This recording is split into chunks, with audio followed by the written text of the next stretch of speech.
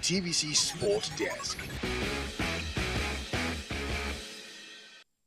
All right, Super Eagles head coach Jose Peseiro wants to do it with the Super Eagles. He says his target is to win the AFCON. He is right now defending his 25-man list to the African Cup of Nations this January. From an over 40-man provisional list, Coach Peseiro reduced the list of the Nigerian team to what he calls a manageable squad before the deadline for submission. Only 2 players from the 2023 winning Eagles, defender Kenneth Omeruo and winger Ahmed Musa, have made the squad to Ivory Coast in this January. Coach Peseiro has also asked Nigerians to have belief and get behind the national team to motivate them to the title. I hope we can get to see the team list on your screen now with 3 goalkeepers in the fold.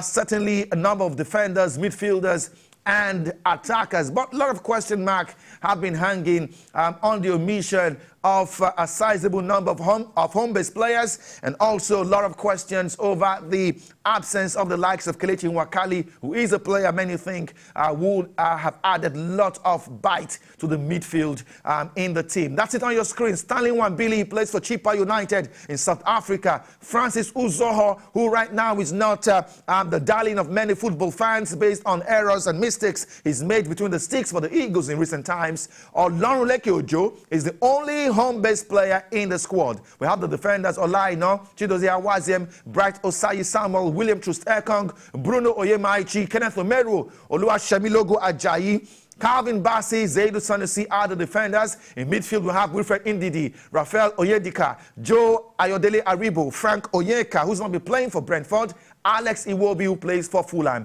The forwards are Captain Ahmed Musa, Victor Osimhen, Kelechi Iheanacho, Sadiq Umaru, who's been in splendid form this season in Spain, Moses Simon, Ademola Lookman, Samuel Chukwueze, and Victor Boniface. Joining the program now, we've got the publisher of ACLsport.com, Calvin Onwuka. He's live on the show right now. Calvin, glad to have you on the program. The Eagles will be training in Abu Dhabi, and the question is, the AFCON will be held in Ivory Coast. Why go train the team in Dubai?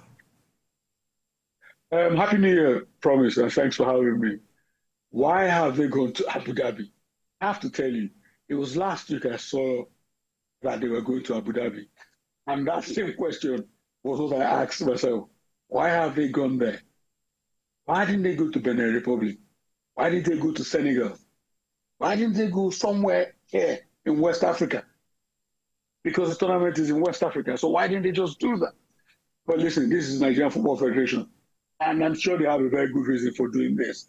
Maybe it was going to be cheaper to get the guys together from their European bases to get to Abu Dhabi. Maybe somebody offered them a rebate to do that, maybe. But frankly, that's not an excuse. It doesn't matter. It should not affect their preparation negatively. In any case, they will have the best of facilities out there in Abu Dhabi. So let's leave that. Listen, if we do not get to the semi-final at least of this tournament, being camped in Abu Dhabi should not be an excuse. All right, a lot of talks around the players. Jose Peseiro has paraded 25 of them, although CAF gives the provision for about 27, but he's decided to stay with 25. We've talked about the Super Eagles lacking creativity in the midfield. I've always said that on this show, we do not have a creative midfielder in that team. And a player of the quality of Kelechi Nwakali was included in the provisional list. I was personally surprised that Kelechi did not make the 25-man list of Jose Peseiro. He plays in Portugal, in the elite division in Portugal, and I really don't have a reason. Perhaps you may have spoken to some of the coaches, or maybe have a reason why a player like Kelechi was dropped from the team. Promise. The only reason why I have this full support for Jose Peseiro and his list is because on his appointment, Jose was not even shy in coming forward to tell everybody that his plan is to go to Cote d'Ivoire and win the AFCON. That, for me, cemented him in my heart. I think he was not going back and forth. He was determined in his mind, I'm going there to go and win this tournament. And that's, for me, that's why, listen, there is no way, there's nobody that picks a list for the Super Eagles that will satisfy all Nigerians. Even when Clement Joseph picked the team to go to the AFCON in 1994, people still complain. When Stephen Keshi took his team, I remember when he took his team to South Africa in 2013, there was uproar in the number of players that Stephen Keshi did not take with him to South Africa. So the point is this: when a coach takes his team, he will live or die without 25-man list. That's what's going to happen to Pasero. So for that, I'm with him completely. I'm with him on that list. Listen, I was thinking about, as we are naming all those players, you know what crossed my mind? The Brazil team that won the US 94 World Cup and the Brazil team that won the 2002 World Cup, they did not have, their creativity did not come from their midfield. The creativity and everything they needed to do came from the forward line. And the Super Eagles going to this tournament, everything we need we have in that forward line. And I actually think we have a very good defense. So all we need is solidity and the base for our forwards to go and do damage. That's why I'm not really worried about this list, to be honest with you. I'm not. I have 100% support for Jose and the players. Listen, I think it's absolutely embarrassing that we only have 3 AFCON titles. It's a disgrace that we have only 3 AFCON titles.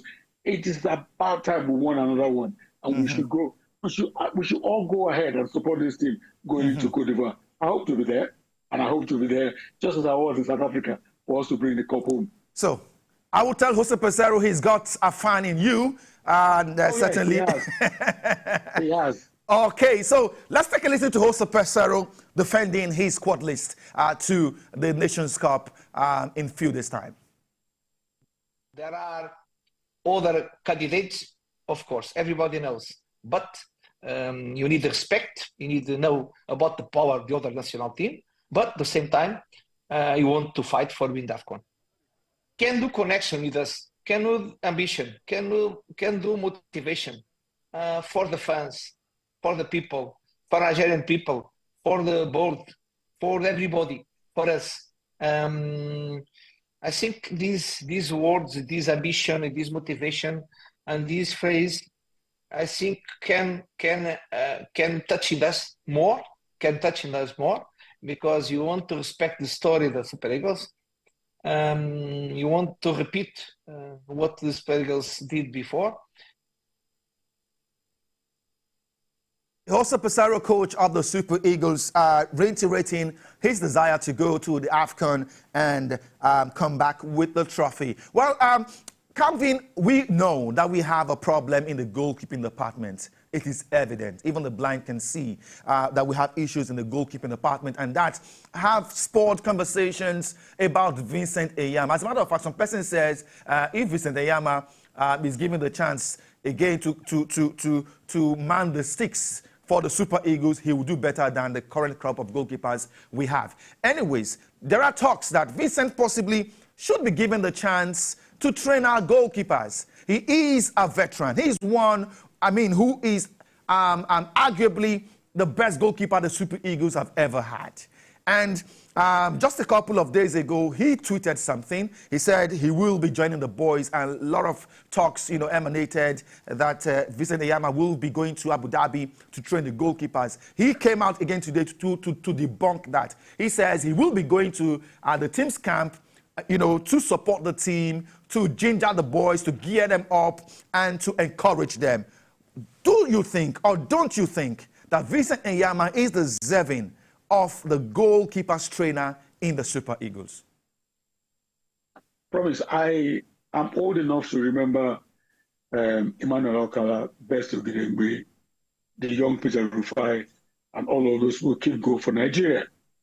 And one day, I think I was categorical in saying that there's nobody I saw that was better than Vincent Enyeama. Having said that, just before I came on, you were speaking to Tunde Adelaku about Rooney being a great footballer who's not turning out to be a very good manager.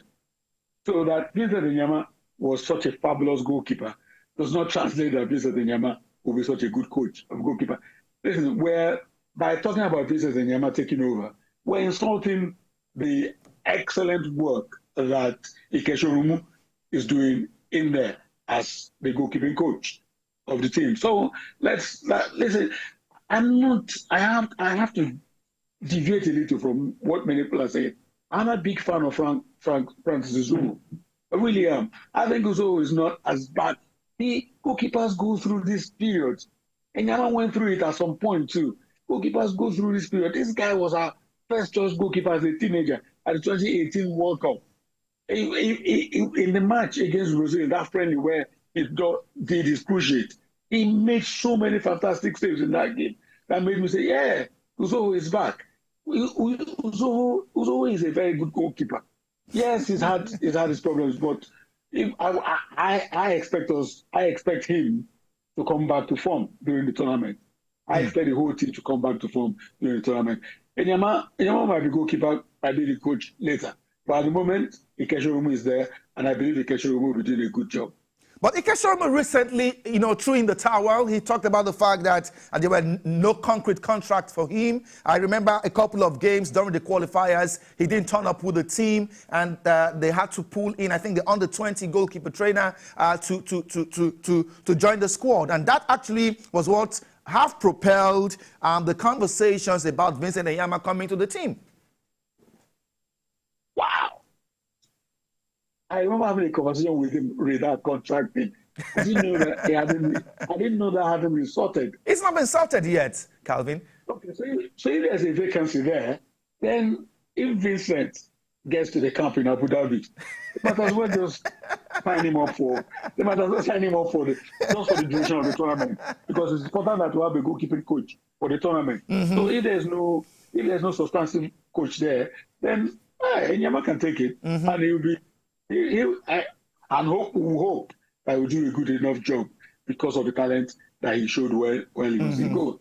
Listen, I am promised the Super Eagles will surprise many people at this tournament. Wow. But they won't surprise me because I have undying faith in them. Wow. I don't joke with the Super Eagles.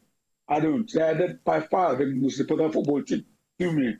And I going into this AFCON, I am certain that these boys will do the country proud. My faith is not as strong as yours. I can see your faith is as... It's like the biblical mustard seed, and it's so huge.